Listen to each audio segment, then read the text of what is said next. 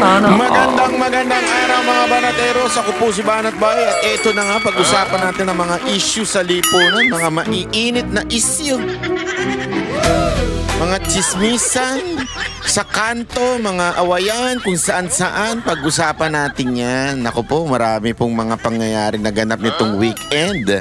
Pero kung gusto ninyo talagang kayo ay updated sa mga kwentuhan, chismisan, trending news, aba, wag niyong kakalimutang mag-subscribe po kayo dito sa ating Banat Bay channel. Okay? O, ito, simulan na natin yung topic natin.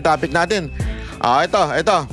Alam mo mga kababayan, yung title natin ngayon, may makukulong na. O, si Romualdez ay makukulong na. Yan. Yun yung gusto natin. Si Romualdez makulong. Pero tila, meron ata silang ibang gustong makulong ngayon. 2 senador. Mamaya ikikwento ko sa inyo. 2 senador, ang gusto nilang ikulong ngayon bilang diversion doon sa talagang issue. Sino yun? Yung budget natin na ninakaw. Bilyon budget. Hindi natin makakalimutan yung mga ugok. Kayong nasa Malacanang at saka ikaw, Speaker Romualdez, baka akala mo nakakalimutan namin. Yan ha. Baka akala ninyo nakakalimutan namin yung ginagawa ninyo dyan. Hindi. Kahit anong diversion ang gawin ninyo, kahit anong issue na ibato ninyo. Oh, speaking of bato, mamaya ibabato ko sa inyo, Senator Bato. Hindi ho namin makakalimutan. Kasi ngayon, ang siste ganito. Bumagsak yung rating ni Marcos. Ito nangyari. Nung nag-announce siya na mahiya naman kayo, tumaas yung ratings niya. Ang nagpaliwanag ho dito yung yung survey firm. Pero nung August, nakita nilang walang nangyayari, bumagsak ang ratings ni Marcos. Hanggang eventually, nag-create siya ng ICI. Diba? ICI, walang nangyayari. Walang nakukulong. Yung mga nakukulong, yung mga maliliit na isda. Alam naman natin, sigurado ko, karamihan sa mga Pilipino, ang gustong makulong, si Zaldico, si Romualdez at si BBM. Alam natin yan ng 3 Stooges ng Pilipinas. Kung hindi nyo kilala yung 3 Stooges, i-google nyo na lang. Bakit 3 Stooges? Yan yung patawa sa Pilipinas Yan ang clown ng Pilipinas. Si Zaldico, Romualdez at etong si Marcos, si BBM. Without these 3, hindi magiging ganyan ang budget natin. Pwede natin masabing they do not have direct involvement. Pwede nilang pwede nilang i-argue yan sa court. We do not have direct involvement. But one thing is for sure. They have the direct responsibility dito sa budget, the most corrupt budget na 2025. Ang matindi nito mga kababayan, tangina inulit pa ngayon. Ang dami pang insertion at saka mga tinatawag na unprogram. That unprogram is a different name for pork barrel. Unprogram means wala pang yung mga susobrang budget, kuno yun gagamitin pag nagkaroon ng mga problema, disaster, whatsoever. But in reality, that unprogrammed funds o budget nung panahon nung 2025, it was used sa impeachment ni Bibi Sara Duterte. Alam natin at marami nang nagsabi, nag-confirm, mga congressman mismo ang nag-confirm. Diba? Pati si Senator Chis Escudero. Kinonfirm talaga nila that there was a budget, pati si Tiangco nakakampi nila, allotted to these people who signed the impeachment of Vice President Sara Duterte. It's confirmed. Now, 2026, nandyan pa rin. Hayop talaga mga kababayan. Kaya nga ang perfect term natin is hindi na makapalamuka. Kupal na. Hindi ko alam kung saan nanggaling yung salitang kupal, pero hindi mura yan, di yan bastos Yang kupal, yan yung sagad-sagarang kakapalan ng mukha. Sagad-sagarang panggagago. May level kunwari scammer, budolero, yan. Pero pag sinabi mong kupalero, kupal, sagad sa buto yan. Ganun ang ginagawa sa atin. Mantakin mo, ang tindi na nga nung korupsyon noong 2025 budget, inulit pa. Saka nakakita ng ganun. Ang dami pang unprogram ngayon. Nadinig ko yan sa Senate hearing Unprogram bills, budget. Grabe. Sabi ko nga, tanginang kapal ang mukha nitong mga to, no? Sobra na nga yung yung ginawa nila noong 2025. Napunan at lahat. Inulit pa. And sa tingin ko, pipirmahan pa ni Marcos Hayop talaga Sagad sa buto. Sabi ko, kawalang niya. Pinasa na ng kamara Di ba? Ngayon, sinisilip na ng Senado. Second reading na ata. Hanggang third reading yun Siyempre, dadaan sa BICAM. Tapos, baka dumaan uli sa small committee. So, ibig ko lang sabihin, sobrang kakapalan na nito. Well, although, in fairness, wala na si Romualdez, sabi niya. Ang speaker na ata ngayon ay si Sandro Marcos. Parang siya na rin nagdi-decide sa kamara Wala na rin si Saldico. Pero don't ever forget, si BBM nandiyan pa. Siya pa rin ang pipirma ng budget. Ending ng budget, siya pa rin ang pipirma. Iyan nga yung sinasabi nating tangina, gaguhan to Gaguhan talaga di ba? Kaya nga, bantayan natin ito. Pero siyempre, habang tayo nagbabantay, parang basketball yan. Hawak na ni Jordan yung bula. Bula! Hawak na ni Jordan. Jordan, bula! Nadri-dribble na si Jordan ng ganyan. Biglang may babantay sa kanya. Tapos, yung Muse, biglang kumikending-kending sa gilid. Para ma-distract. O di kaya, yung isang player, bumulagta sa gilid. Para ma-distract yung nagbabantay. Para si Jordan, shoot niya yung bula. Di ba? Kaya nga sabi ko sa inyo, ingat tayo kasi there will be a lot of diversion. And I will tell you today kung ano yung diversion na yun. Dalawang tao ang malaking diversion na gagawin nila. That is Senator Bato and that is Senator Revilla. Bakit? Mamaya ikikwento ko sa inyo. Ipapaliwanag ko ng hustong-gusto kung bakit naging diversion yan. Okay? Ipapaliwanag ko sa inyo. Simulan muna natin kay Bato. Bato? Ito, si Bato. Muling lumutang ang balitang inilabas ng warrant of arrest ng ICC laban kay Senator De La Rosa. Ang nagsabi niya na yung mismong kalyado ni De La Rosa na si dating presidential spokesman Harry Roque. Live mula sa TV5 Media Center, nangungun sa balita si Ian Suyo. Ian, kumpirmado bang may warrant of arrest na laban kay Senator De La Rosa ang ICC? Gigi, wala pa ngang kumpirmasyon yung detalye na yan, at hindi rin sinabi ni Attorney Harry Roque kung sino ba ang source niya may kinalaman dito. Pero pinayuhan niya si Senator Bato de la Rosa na huwag daw umanong magpapakidnap. Ayon naman sa abogado ni Senator Bato de la Rosa na si Attorney Israelito Torion, tila daw may katotohanan nga talaga yung pagkakaroon ng arrest warrant laban sa kanyang kliyente. Pakinggan natin yung naging pahayag kanina. Ito yung, di ba, kung maalala ninyo, meron sinabi ni si Remulla na may hawak na daw siyang arrest warrant. Si Ombudsman Epal Remulla. Meron na daw siyang hawak na warrant of arrest. Unofficial, sabi niya. Pero sabi ni Roque, ni Attorney Roque, nakita na daw niya at may alam na rin siya. Ni Attorney Torion. Totoo na talaga ito ata, itong arrest warrant na ito kasi maraming nang nagsasabi sa akin, hindi naman po pwede na gagawin na naman natin yung ginawa natin kay Tatay Digong, nadakpin na lang kaagad.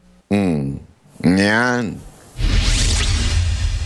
Jiggy, bago pa man yung pahayag na yan ni Attorney Roque, nauna nang sinabi ni Ombudsman Boying Remulla na meron talagang arrest warrant laban kay Senator De La Rosa. Sa katunayan nga daw, may hawak siyang unofficial copy nito.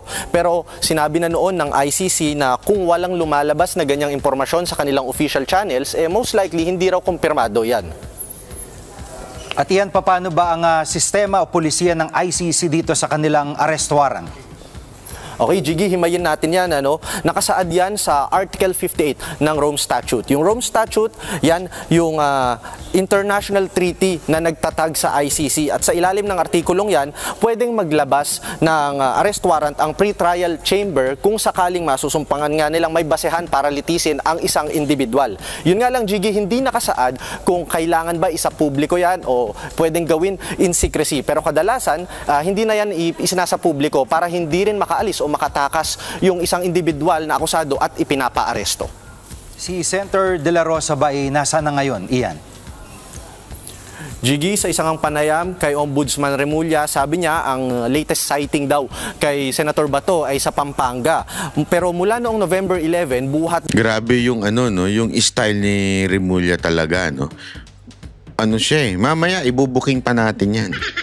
Yung style ni Remulla talaga pang politiko Alam mo ba kung bakit? Mamaya, kikento ko sa inyo yan pagka diniscuss na natin itong kay Revilla. Pumutok nga yung issue na yan, yung impormasyon na yan, hindi na dumalo ng kahit anong sesyon sa Senado si Senator De La Rosa. Ayon naman kay Attorney Torion, hindi niya raw nakakausap yung kanyang kliyente. Ang tanging nakakausap niya lamang daw ay yung asawa ni Senator De La Rosa. Kaya't hanggang ngayon, hindi niya rin daw alam kung nasaan ang kanyang kliyente. Jiggy? At itong mga legal arguments ng kampo ni De La Rosa ay tungkol sa kanyang pagpapaaresto ay ano ba ang sinasabi ni Attorney Torion? Okay, Jiggy, inilalaban pa nga rin ng kampo ng senador na hindi daw sakop ng Rome Statute ang Pilipinas dahil nga hindi tayo miyembro nito. At sa ngayon nga nakabinbin pa rin sa Korte Suprema yung inihaing petisyon ni dating Pangulong Rodrigo Duterte at maging si Senator Bato de la Rosa na kumukestyon sa pakikipagtulungan ng Philippine government sa ICC. Pero ayon sa ICC accredited lawyer na si Attorney Gilbert Andres, pwedeng isuko ng Pilipinas ang isang akusado sa International Criminal Court o isang international court. Base raw yan sa International Humanitarian Law Act o yung RA 9851. Nakasaad dyan na maaaring i-transfer ang isang akusado sa alinmang korte o international tribunal. Pakinggan natin yung naging pahayag at paliwanag ni Attorney Andres hinggil dito. Kasi ang ini-implement po, ang sinusunod po ay yung batas natin mismo, yung Republic Act 9851 or the IHL Act. At ang mahalaga dito, ito po'y pinasa ng Kongreso noong December 2009 kung saan hindi pa po tayo parte ng ICC Rome Statute. Grabe yung abogado, no? Kokontrahin niya pa talaga yung sinabi ng Supreme Court, no? Ang linaw na nga ng sinabi ng Supreme Court. Diniin na nga nila, nilabas na nga. At dapat, dito muna dalhin sa korte sa Pilipinas. Tatablahin niya pa talaga yun? Abogado ba ito? Official of the court ito? Bakit ganun ang kanyang pananaw? Pero sa bagay, may kanya-kanyang pananaw naman ng mga abogado. Pero ang linaw na kasi nung nilabas ng Supreme Court, di ba? Sinasabi nito pwedeng isuko daw sa international court. Hindi ho. Pwede ho yun, pero dito muna. Bibigyan muna ng chance ng sumagot dito bago isuko doon. Ang bihirang buhay, oo. Ang pagkaalala ko, ang sinabi ng ibang abogado dyan, iyang sinasabi niyang batas, yan po kung foreigner po yung nandi dito. Pwede na natin isuko sa kanila kung sakasakaling sa international court. Pero kung yung ganito, na Pilipino, idiniid nga ng Supreme Court na yan. Kaya nga naglabas na Supreme Court na sabi nila, kailangan talaga, importante. Although they did not name PRRD, pero napakalinaw na po doon na ito yung isa sa mga halimbawa itong kay Senator Bato. Unless hindi na naman susunod sa utos ng Supreme Court itong si Marcos. Ewan natin. Jiggy, sinubukan nga rin nating kunin yung panig ni Attorney Nicholas Kaufman. Siya yung lead counsel ni dating Pangulong Rodrigo Duterte sa ICC at ayon nga sa kanya, wala rin siyang detalye tungkol dito. Yan muna ang latest. Balik sa'yo, Jiggy. Yan ang ulat ni Ian Suyu live mula sa TV5 Media Center. Mga kapatid, Jiggy Manikad po. Yan. So, eto isa si Bato na sa tingin natin magiging diversion para dito sa mga katiwalian, ghost control project na nagaganap sa Pilipinas. 'Di ba? Para mamalihis yung issue kasi remember, Bato is one of the masasabi nating mataas na figure sa Duterte supporter, Duterte camp. Especially siya yung naging PNP chief nung panahon ni Pangulong Duterte. And we owe a lot to Senator Bato. Yung pagdating sa crime, peace and crime rate na bumaba noong panahon ni Pangulong Duterte. It's because of PNP chief Bato. Doon nagsimula yun. Ngayon, dahil marami nga itong di ba? Kita nyo naman. Na-consider pa nga tumakbo itong presidente ni Pangulong Duterte. Di ba? Pero may isa pa. Sino ito? Di ba yung sinabi ko nga sa inyo? Si Senator Revilla. Ngayon, pinagpepiestahan na naman si Senator Revilla. Pero ikikwento ko sa inyo kung ano talaga ang tunay na nangyayari dyan kay Senator Revilla. Sisimulan natin sa pamamagitan nitong balita na ito. Ito, papakita ko sa inyo, ha? So, chotomate. Ayan. Iyan. Kita niyo yan? Anong title? Nita. Ano yung Nita? Nita question Raps versus Revilla. Ano yung Nita?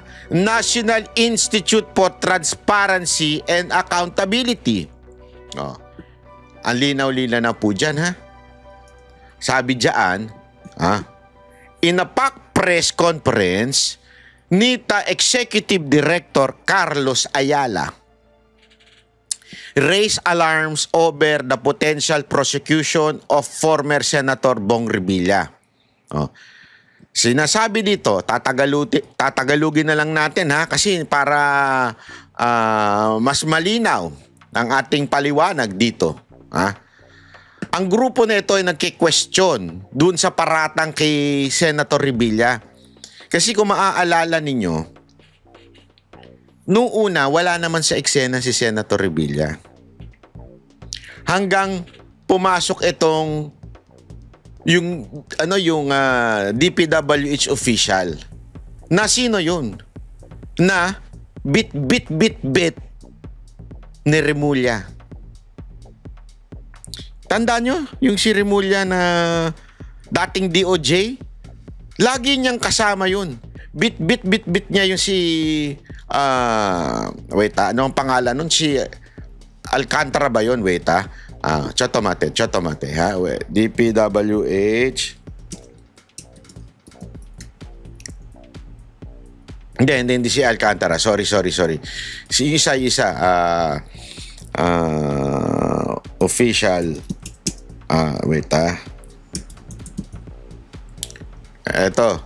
Etong si Bernardo, yun. Kasi yung pangalan niya, pangalan ng Comblo. Bernardo. Diba? Yun si Bernardo, noong una wala sa eksena. Lahat ng mga nagsasalita, hindi pa kasama si Revilla. Pansinin ninyo, ha? Sino lang ang nagdala kay Revilla, sa yung pangalan ni Revilla?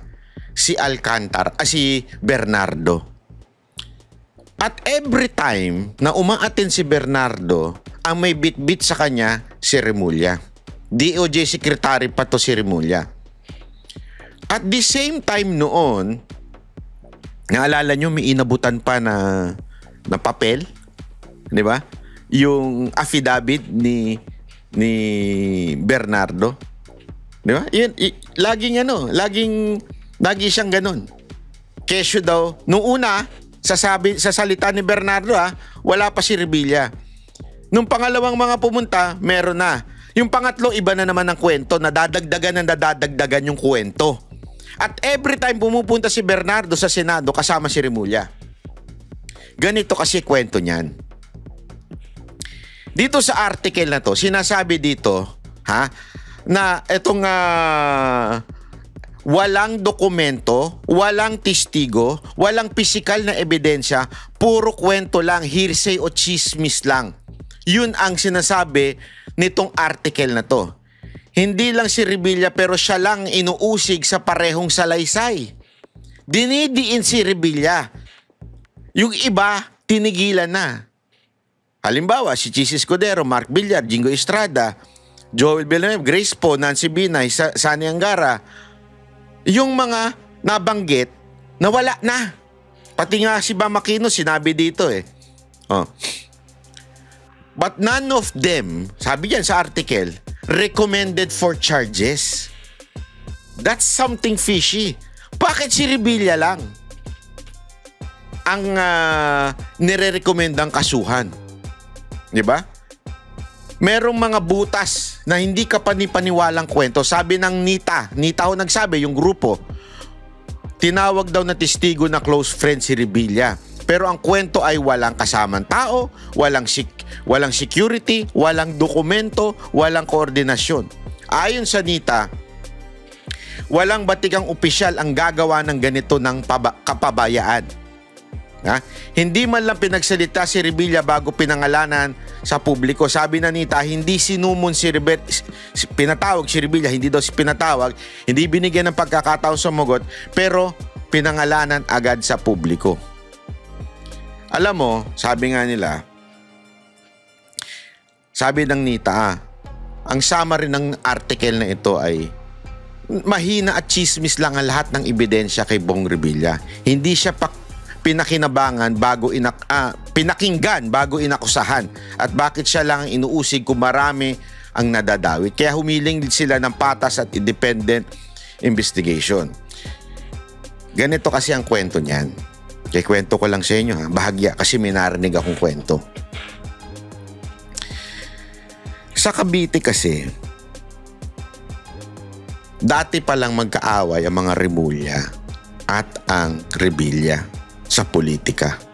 Actually, medyo magulo nga daw dyan. Di ko alam kasi bata pa ako eh. Pero noong unang panahon daw, magulo daw ang politika dyan sa Cavite. Until nag-usap yung dalawang pamilya. Pamilya Remulla, Pamilya Revilla. Naayos, nagbigayan sila. Sa'yo ang tundo, sa akin ang Maynila. Sa'yo ang distrito na to, sa'yo ang distrito na ito. Hati, para wala ng gulo. Okay? At nakita naman dating gobernador din ng mga Revilla eh. Pero binigyan ng pagkakataon ng mga Remulla. Ganyan. Ang problema ngayon daw, ang kwento dyan sa Cavite, wala nang matikas na Remulla. Bakit? Kasi, aside from hindi talaga matikas yung isa doon. O yung tanong nyo kay Sir Jack, may naaamoy si Sir Jack dyan eh. Hindi, ito since si John Vic ay DILG na, si Remulla, yung isang Remulla pa, di ba? Yung malapit na. Hindi, malapit nang hindi makita. Ang itim na kasi. Di ba? Nasa ombudsman na. Wala nang Remulla ang papalit bilang gobernador at yung iba pang mga Remulla. Kasi yung ibang mga kapamilyang Remulla, palpak. Hindi naman kilala. Hindi lang yun, mahina. Yung iba meron pang, alam mo na, shady background. I-google nyo na lang, di ba? Ang problema, ang mga Revilla, yung mga anak, kapatid ba yung isa, pinsan or something. Basta lahat ng Revilla, maganda ang takbuhin.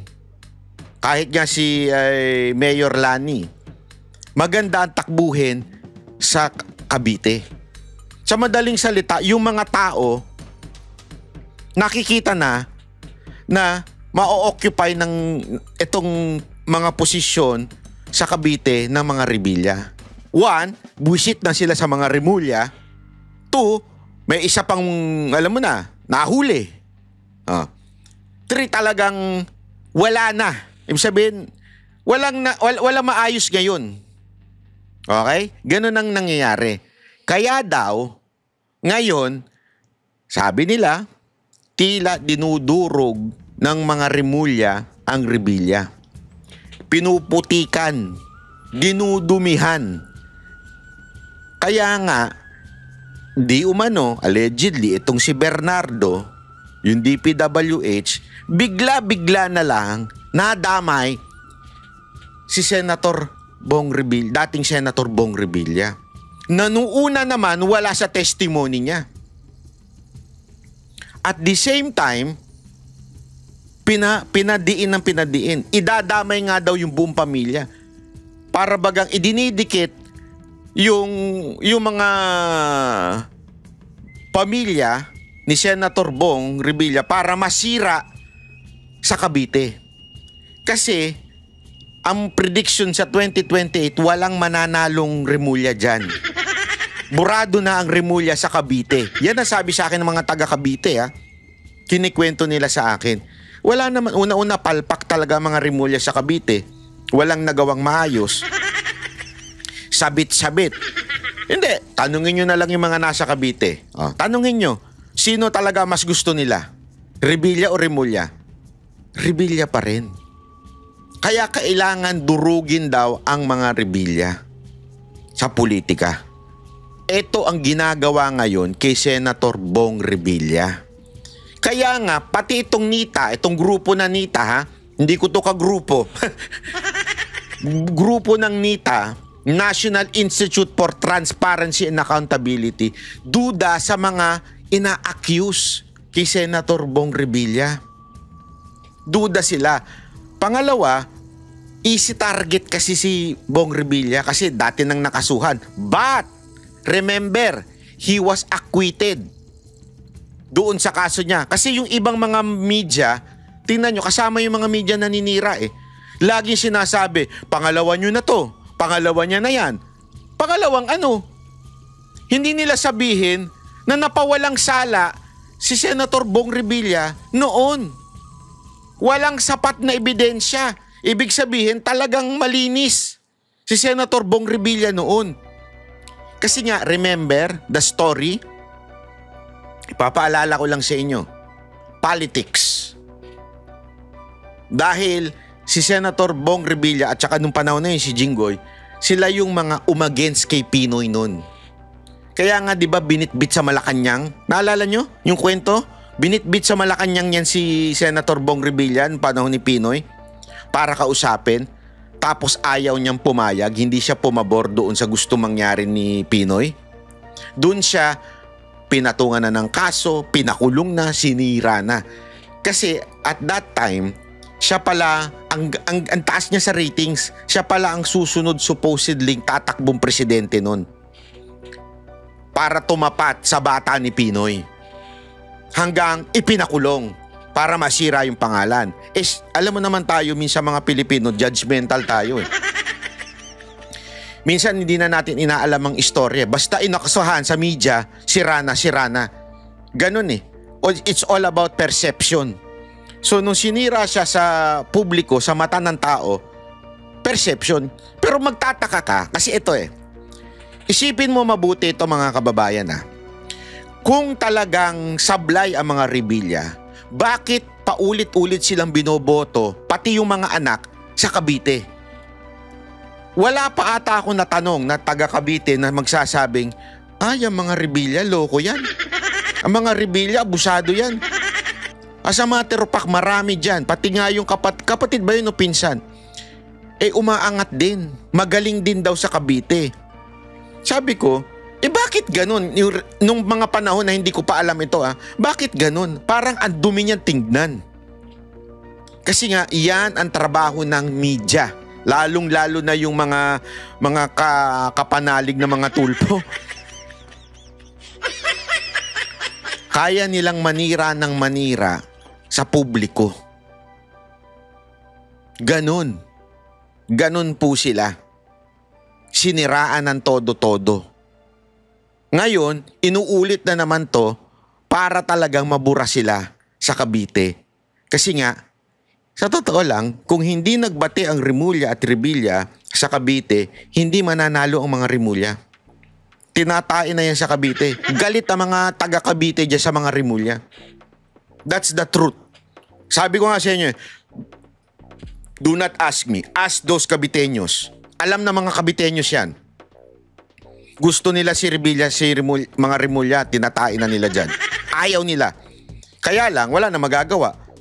Kailangan tanggalin to Revilla para umangat ang mga Remulla. Kasi wala daw kwenta yung mga sumunod Lalo na yung kwento sa akin, yung anak daw na nasa gobyerno ngayon dyan sa Cavite, wala daw kwenta Mahinang nila lang. Yun ang sabi. Sabi nga, to eliminate, para manalo yung mga second generation o third generation Remulla, kailangan mawala ang Revilla. Iyan daw ang tunay na story. Kaya nga, nung nakita ko, naalala nyo, yung si Bernardo, lagi niyang, di ba pinuna ni Marcoleta yan?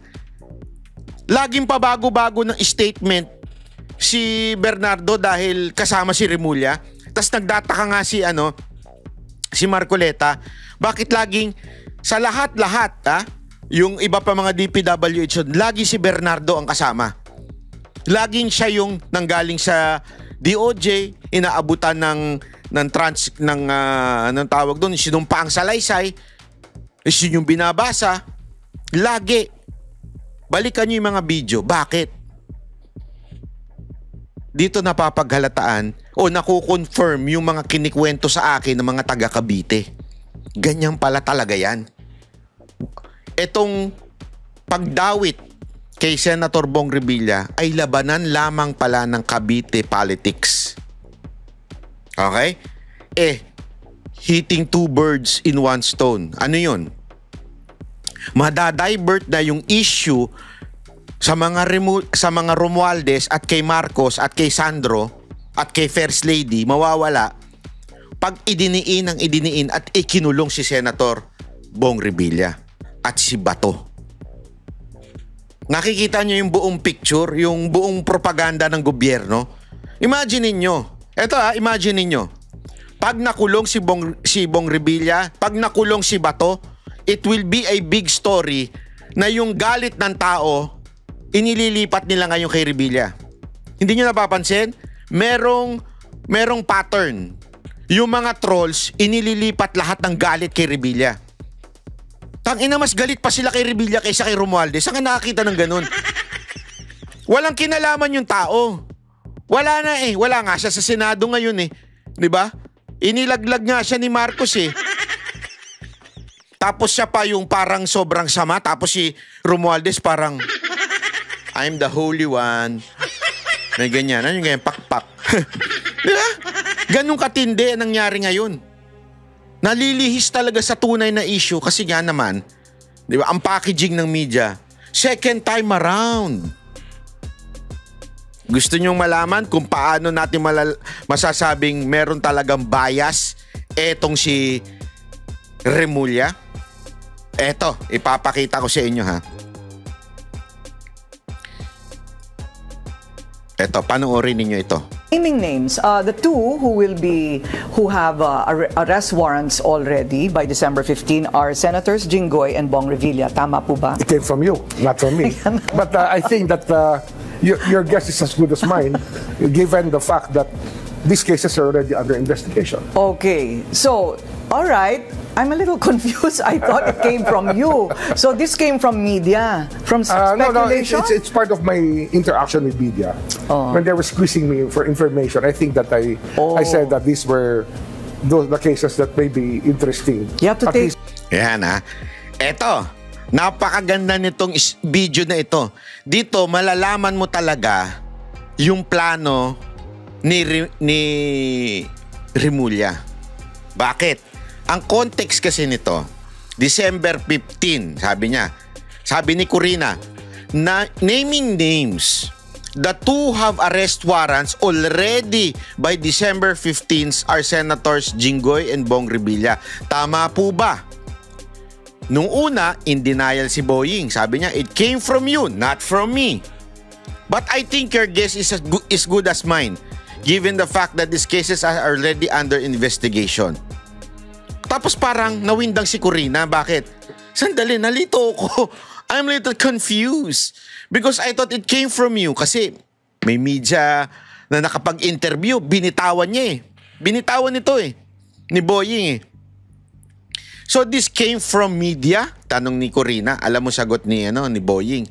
No, it's part of my interaction with media when they were squeezing me for information. Meaning, talagang nanggaling sa kanya yung information na December 15, makukulong si Jinggoy at si Bong Revilla. Nakita ninyo? Diba? So, planado na. Banat bay? Di ba yan naman ang gusto natin, may makulong? Tama. Pero ito ang punto dito. Pinasasagot pa sila ang kampo. Kasi remember, lahat yan may due process. Pag inakusahan mo, kailangan bibigyan ng pagkakataon ng usually nga 15 days ang binibigay. Ang hiniling ng kampo ng nila Bong Revilla ay 10 araw hanggang December 15 para sumagot. Kasi kinasuhan sila eh. So humihingi sila ng 10 araw para sumagot. Ang binigay nito, December 10 lang. So wala pang December 10. Hindi pa nakakarating yung sagot ni Bong Revilla dun sa akusasyon. Nagigets nyo? Remember ombudsman is not the judge. Parang piskal yan eh. Ipapasa yung kaso sa Sandigang Bayan. Yun yung korte. Sandigang Bayan. Ombudsman, sila lang yung nag-iimbestiga, sila lang yung magsasabing merong probable cause para sampahan ng kaso ito. So yung ombudsman, humingi pa ng sagot. Eto yung nag-akusa sa'yo. Sumagot ka. Sabi ng Revilla, pwede ba 10 days? Sabi ng ombudsman, hindi, hanggang December 10 lang. So as of now, hindi pa sumasagot ang mga Revilla kasi hanggang 10.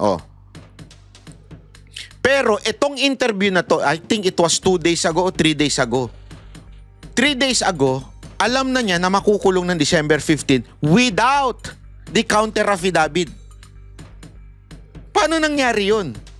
Come to think of it wala pa yung counter affidavit ng taong ina-accuse. Ibig sabihin, di pa niya sinasagot yung accusation sa kanya. Aba,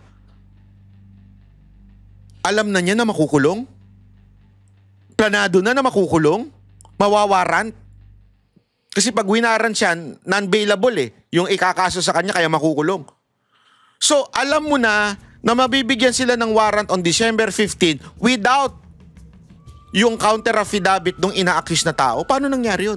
Tangina, hindi binasa? Hindi binasa. Hindi babasahin pala. Hindi binasa. Hindi babasahin. Kasi nga wala pa yung counter affidavit hanggang December 10 pa So, without looking at the counter affidavit, you have already decided in your mind that these two people will have a warrant. Gago! What kind of lawyer you are? If you are a lawyer. I mean, any lawyer that you would ask.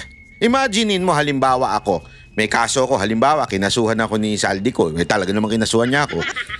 Binibigyan ako ng korte ng pagkakataon. Darating sa akin yung darating sa akin yung demanda ni Zaldico. Dumaan sa korte yan.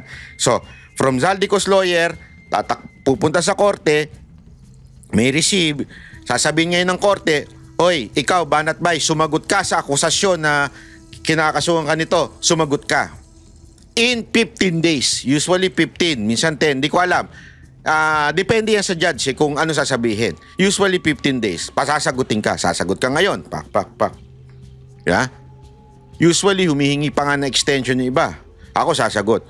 Pero yung judge, nag-announce na sa media. Sabi nung judge, hindi pala judge. Fiscal, sorry. Sorry for the term. Sa fiscal kasi muna pinapasa yung complaint. Sabi nung fiscal, sa media nagsalita bigla. Yan si Banat Bay, magkakaroon niya ng warrant sa date na ito. Sandali, pinasasagot mo pa ako Hinihinga mo ako ng counter affidavit Ba't mo sinabi magkakawarat na ako? Anong tawag mo doon sa fiscal na yon? Di ba? Anong tawag mo doon? Ang linaw nun mga kababayan. Ganon ang ginagawa nito ni Remulla. Bakit alam mo na nabibigyan siya ng warrant? Alam mo na. Hindi pa nga siya sumasagot. Kasi nga po, doon sa kwento natin na ito ay all politics. Talagang gustong itumba ang mga rebelya sa Cavite. Tanungin ko kayo, bakit? Bakit? Look at the voters counting sa Cavite. Cavite ang isa sa pinakamadaming botante. And we all know the Revilla support VP Sara Duterte. As a matter of fact, the entire family of Revilla did not sign the impeachment complaint of VP Sara Duterte. Kahit yung mga anak ni Senator Bong Revilla na mga congressman, party list congressman, hindi pumirma sa impeachment ni VP Sara Duterte. Kaya nga siya nilaglag ng administrasyon ni Marcos. Naalala ninyo? Itong last election,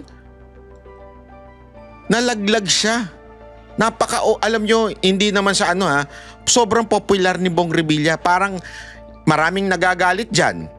Parang si Senator Robin Padilla, maraming galit. Pero pag nakita nyo sa rally yan lang ang hinihiyawan. Noong panahon ng yung bagong alyansa nila, yung team ni Marcos, ang hinihiyawan lang talaga doon si Bong Revilla. Kasi artista popular talaga siya.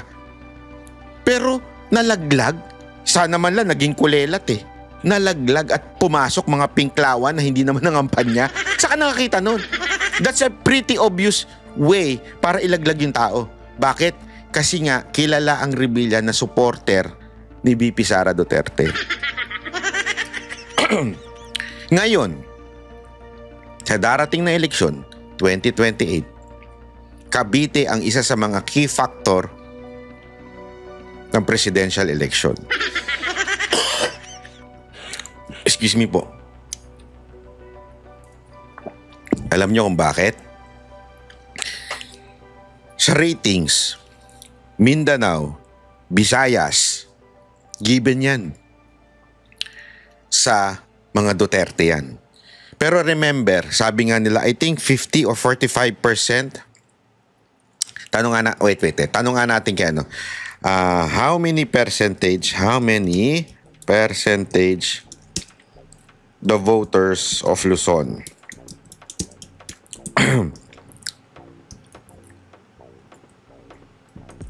Okay.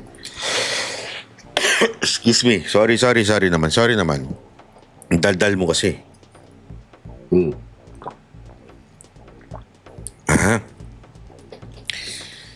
Sabi kasi nila, more than, I think it was 45% ang botante ng Luzon.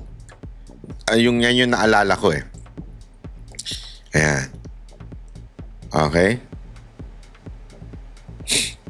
Ito, lumalabas.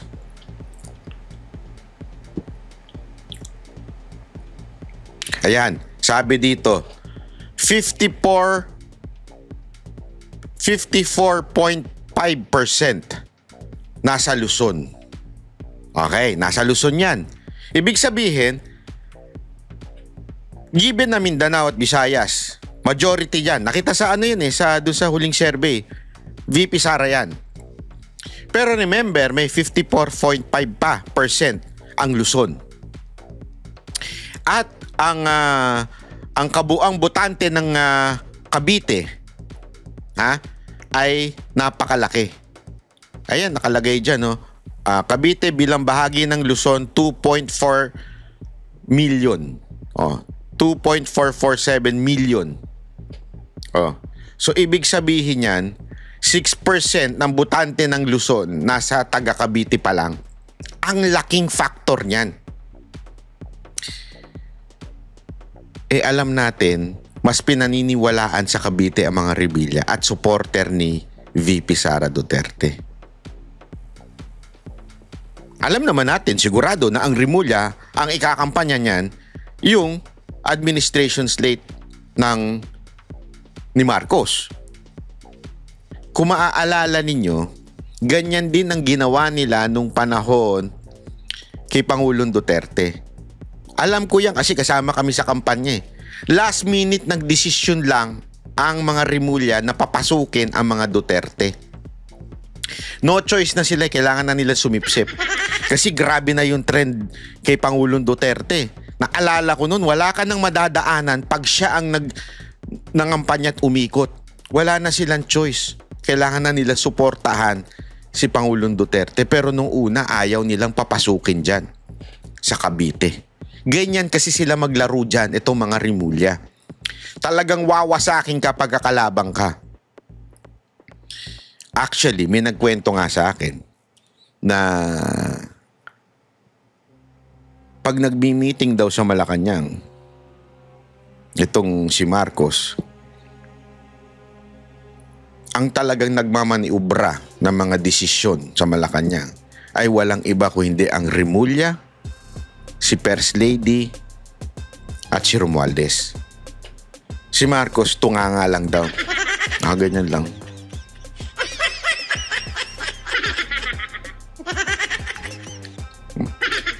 Yun ang kwento sa akin, ha. Hindi ko alam kung totoo. Yun ang kwento sa akin. Kaya yung style ng politika ni Rimulya na ginagawa nila sa Cavite, na ginagawa niya ngayon kay Senator Bong Revilla, ay same style na nangyayari sa buong bansa. Ano yun? Lahat ng kalaban durugin. Paano ibig sabihin ng durugin? Yurakan, dumihan, perception, everything is perception.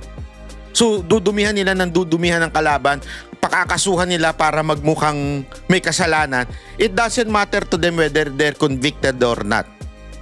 As long as kakasuhan nila na non-bailable para pag nakakulong, ang dating nung kasi sa atin, may kasalanan na eh. Kasi marami sa mga Pilipino, hindi nare-realize to. Maraming nakakulong ang hindi convicted pa. At marami nga dyan naubos na ang panahon nila, nasa loob ng kulungan, tapos biglang mapapawalang sala. Dahil lang wala silang pera pang bayad ng abogado, tumagal yung kaso nila.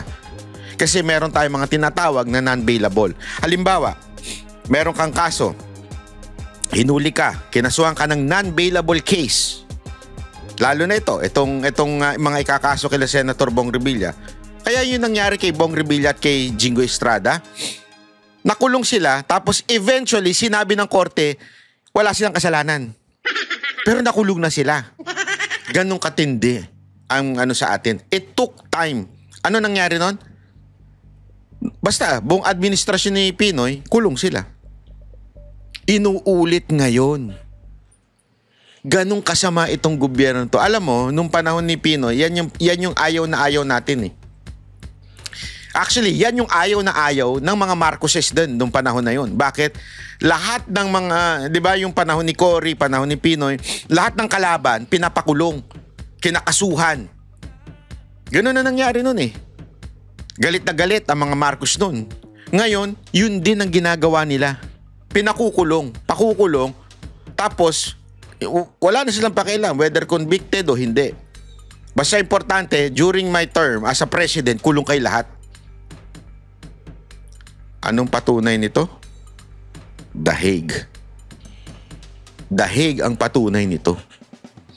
PRRD, patunay niyan. Ikinulong ng walang kasalanan, walang kalaban-laban, pinadala sa ibang bansa. Alam nila na sobrang powerful ni Pangulong Duterte pag sumama ng mga rally, pag nangampanya. Remember, tindi na ito kailan nangyari na napakulong si Pangulong Duterte? Sa The Hague. Kailan siya dinala doon? Before the senatorial election 2025. It's all about election. 2028, it's another election coming. Sabi nga nila malapit na yan. 2026 na next year, simula na ng 2027, simula na ang kampanya. So talagang sobrang lapit na yan. Anong gagawin? Pilayan ang lahat ng kaalyado ni VP Sara Duterte. That's their goal. Pilayin lahat. Lahat na may hawak. Kaya sabi ko sa inyo, una lang to si Senator Bong Revilla, una lang to. Again hindi ko pinagtatanggol ito. Ang sinasabi lang natin, yung katotohanan at nakikita nating nangyayari, mga kababayan. Huwag tayo magbulag-bulagan. Eto na naman tayo maloloko tayo, Ilang beses na tayo nabudol hindi pala ako kasama dun. Pero ilang beses na nabudol ang mga Pilipino dahil nagpapaniwala lang sa kumpas ng media. Bayad naman ng mga media. Bayaran niya mga yan. So ngayon, ganun ang ginagawa nila, mga kababayan. Lahat ng kaalyado ni BP Sara, yung mga malalakas na pamilya, nakita ko nga si Chavit Singson kakasuhan din Mantakin mo. Nagsalita lang ng laban kay Marcos, kakasuhan na nila. Dudumihan na nila.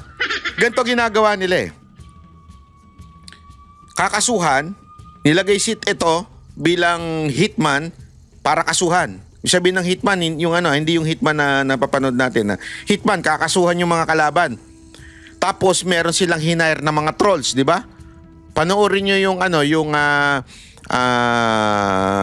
pagtatanong nung anak ni Marcoleta, yung congressman ngayon. Pagtatanong niya nung bakit may perang ganito na pinamimigay, may level of networking dyan sa loob ng PCO. Para sa mga merong pinaka-head na mga vloggers, tapos may mga bayaran sa ilalim. May trolls talaga sila. So, gagawin nila, pakakasuhan nila, bababanatan nila para masiraan. Kaya nga tingnan nyo, si Chavit Singson noon hinahangaan, dati, ng mga loyalista.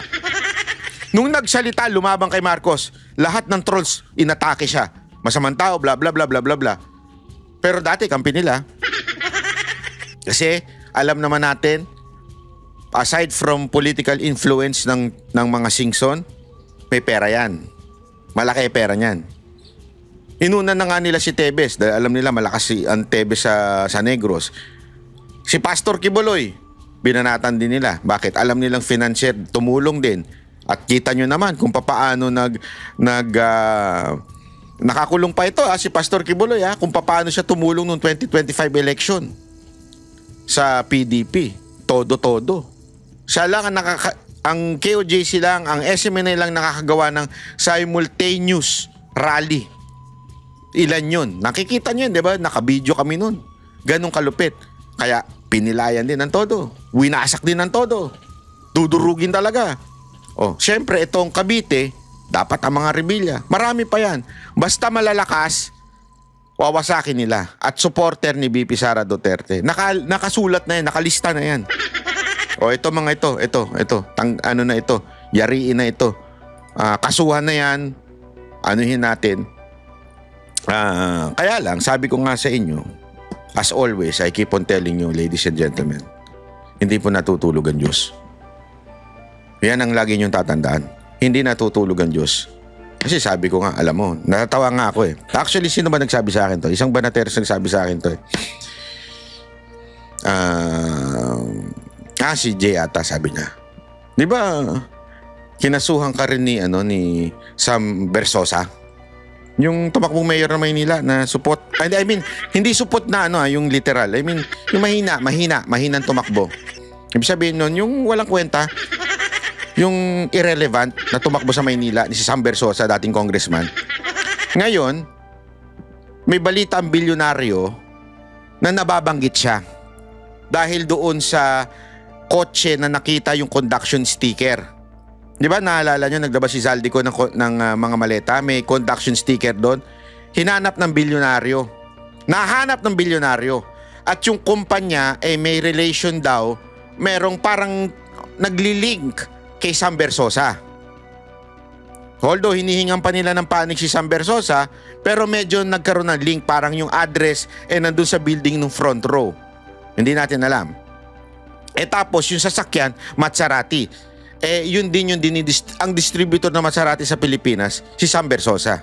So parang tinatanong ngayon ng bilyonaryo, anong kinaugnayan mo doon sa mali-maleta na yon? Yun ang tinatanong nila. Hindi ko alam. Ako, wala naman akong masasabi dyan. Okay? Pero sabi nga ni Jay Guevara TV, i-follow niya yung lintik na yan, Walang kwenta rin yan. Sabi nga ni Jay, di ba, si Zaldico kinasuhan ka, si Sam Bersosa kinasuhan ka, tinan mo, balik sa kanila. No, 'di ba si Saldi ko nagtatago. Etong si Samberson na nadawit. Sabi ko nga sa inyo as long as you stick to the truth, dun lang kayo sa katotohanan. Panindigan niyo yung katotohanan na yan.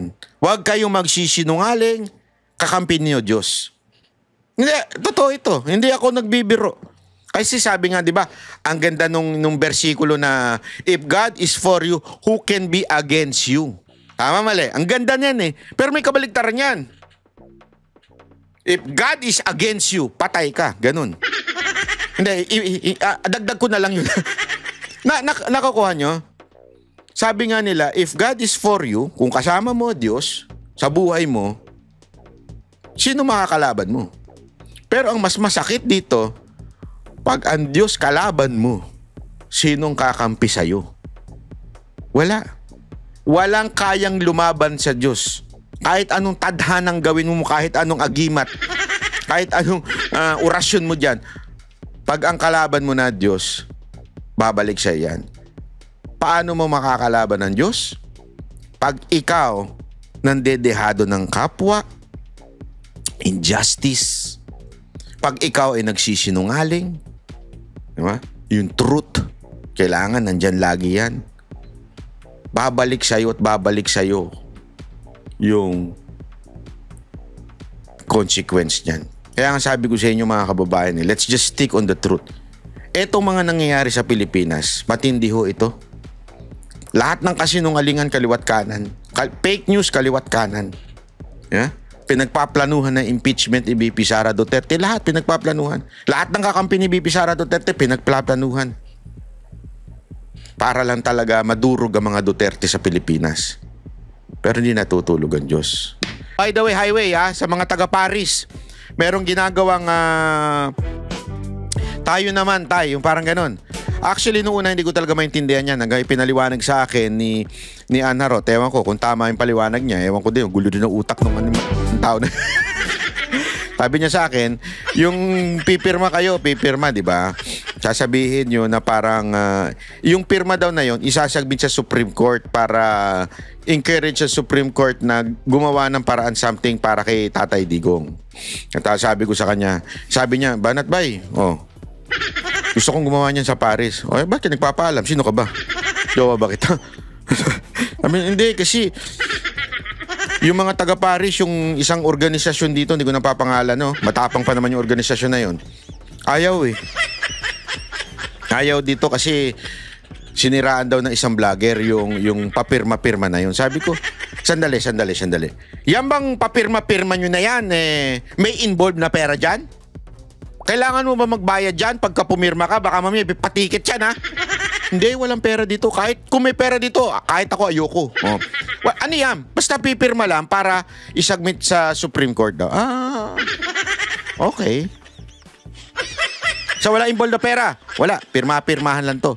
Parang People's Initiative na sulat-sulat na name mo na parang inaano mo sa Supreme Court na pagtuunan ng pansin yung kaso ni Pangulong Duterte na may balik dito. Okay yan. Sabi ko, okay yan. Kung ganyan lang walang pera, okay yan. Bakit ba ayaw nyo dyan? Ewan ko kasi yung isang grupo dito tuta daw ng isang vlogger. Sandali, meron pa bang ganyan-ganyan ngayon? Hindi, yung kasi yung tanong ko may ganyan-ganyan pa rin ba hanggang ngayon? Tayo nagkakagulo na Pilipinas, yung issue yung maliliit pa rin ang pinag-uusapan? Kayo mga taga-Paris, tanungin ko kayo ha? Yung may mga ayaw dyan sa ganyan. Kanino ba kayo? Para doon sa vlogger o kay Pangulong Duterte? Kahit sino pa nag-start niyang sulat-sulat na yan, wala kang pakialam. Ang importante, ano ba yung purpose ng sulat-sulat? Ano bang purpose niya, linya-linya na yan, yung pirma-pirma na yan? Kung para kay Duterte, go. Kung para sa isang vlogger, sa isang grupo, wag, kung ayaw niyo sumuporta. Pero kung para kay Duterte, bakit ayaw niyo suportahan? Unless may pera na involved. Wala namang pera involved bakit yung grupo dyan sa Paris ayaw yung suportahan? Sino ba? Ano ba?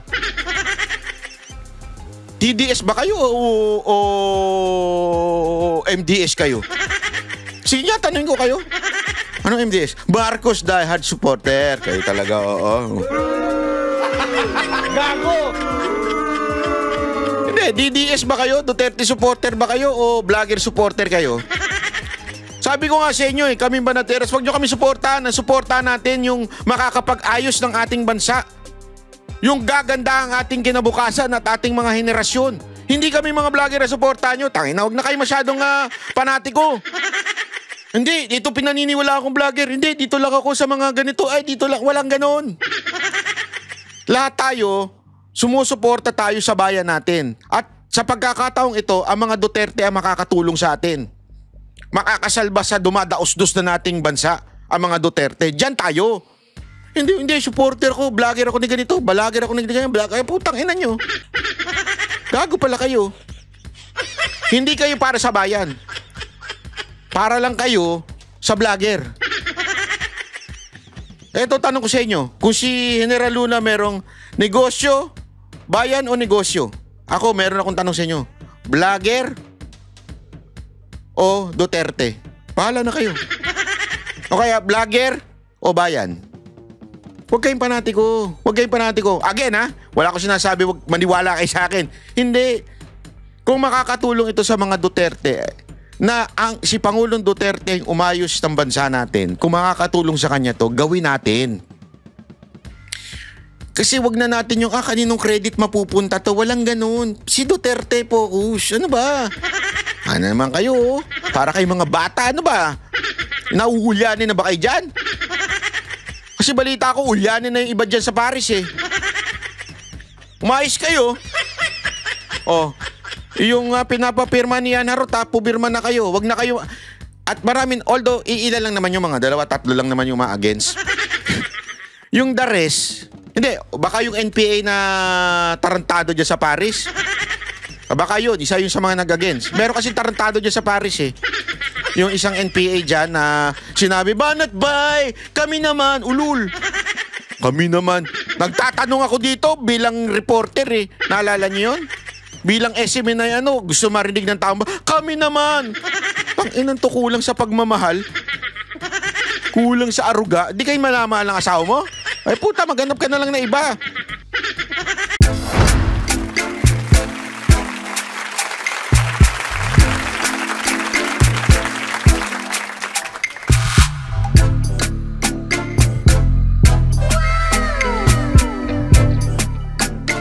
The next performance will start momentarily.